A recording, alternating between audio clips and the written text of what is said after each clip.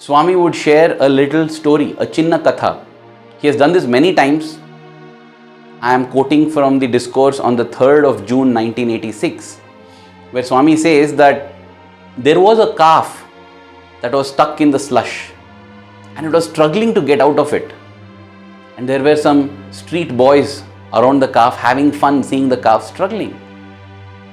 That is when a person comes along, he jumps into that slush, into that muddy pool, wades into it, picks up that calf and comes out. And then all these boys who were laughing at that calf ask him, "Why did you do it? We were having fun seeing the calf stuck in the mud like that. Are you trying to do some big seva by helping the calf?" And the man folds his hands to the boys and says, "Forgive me, I don't want to deprive you of your fun. But I didn't do this to save the calf or help the calf." "Then why did you do it?" "Seeing the calf struggling like that, there is so much of intense pain in my heart. To relieve the pain in my heart, I jumped into the slush and pulled out the calf. I didn't do anything for the calf. I did it for my own heart." And Swami would say, this is how seva is done. When you are doing seva, if you think that you are helping somebody, if you think that you are uplifting somebody, that you are a giver and they are a receiver, if you are at a higher level, they are at a lower level, then that is not seva at all.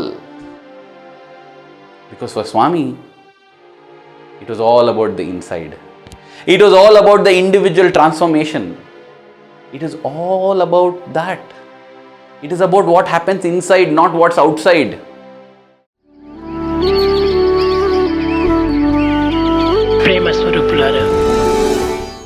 For Swami, it's always about the individual.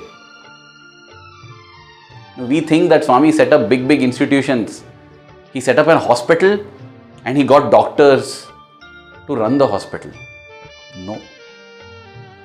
It's wrong to think that Swami set up a hospital and then got doctors. Swami wanted to give an opportunity for the doctors, and therefore he set up a hospital. Swami saw the yearning in the hearts of students and teachers and wanted to give them an opportunity to grow individually, to grow on the inside, and therefore he set up a university. And that is why in the book Conversations with Bhagwan Sri Sathya Sai Baba to Dr. John Hislop, Swami says that if there are no sufficient people coming and using the center, if nobody is coming to the Sai center, shut it down. No need. Because Swami was not about numbers at all. Swami never tells him that if people are not coming, go and get more people. No. At the same time, Swami tells him that even if one person is coming and benefiting from the center, keep it open. Tell me, does it make economic, logical, any kind of sense to keep one whole center open for the sake of one person or two people? It makes divine sense for Swami because Swami is here for the individual. Swami didn't come for the world. He came for you, he came for me, he came for every individual. And because all of us are in the world, we can say that Swami came for the world. But Swami is not about the organization. Swami doesn't think, he's not about the world. He's about each individual devotee. That is why we have to grow in our one-on-one connection with him. The organization, the institution, everything is here to help that. Professor Kasturi in his book Loving God records a beautiful experience. I think this happened in 1948 or 1949. The Pata Mandiram days when Swami was living in the old mandir. At that time it was the new mandir. Today we call it the old mandir. So every full moon night, full moon evenings, Swami would take all the devotees who were there might have been about 50 or 100 devotees, to the sands of the Chitravati river, to the banks of the Chitravati river, and that would be a Chitravati session filled with miracles and beautiful moments.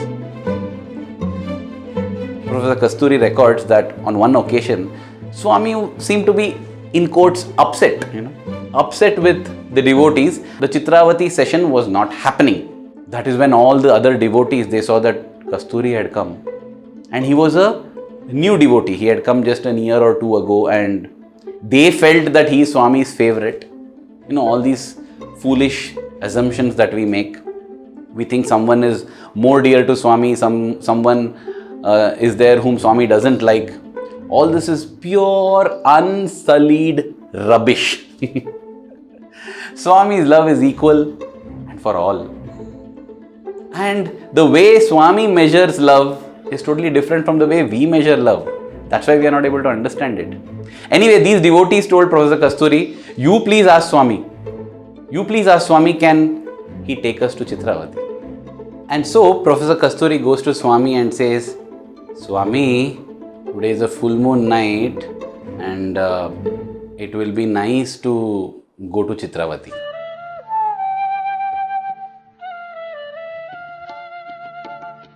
Now Swami is walking from the western side of the mandir to the eastern side and then back from the eastern side to the western side. He is pacing up and down the hall and Professor Kasturi and a few other devotees are walking up and down behind him. Because that was how accessible Swami was in those days. When Professor Kasturi tells this, Swami turns to him and asks, why Chitravati? Isn't there enough sand nearby that we can't sit here? Those were the days when the Prashanti Nilayam ashram, not the ashram, the mandir was under construction. And therefore there was a lot of sand nearby. When Swami said this, and Swami started walking back towards the west, Professor Kasturi again is following him and he tells, yes Swami, why not? Let us sit on the sands nearby here only. Let's not go till the Chitravati. No problem. He thought something is better than nothing, right? And then Swami said, turning to him, do you think that I need sand to do everything that I do?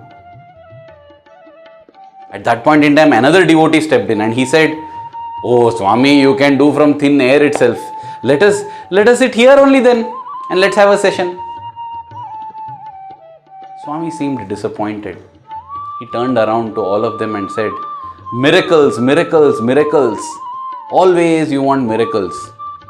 Don't you realize that you are my biggest miracle?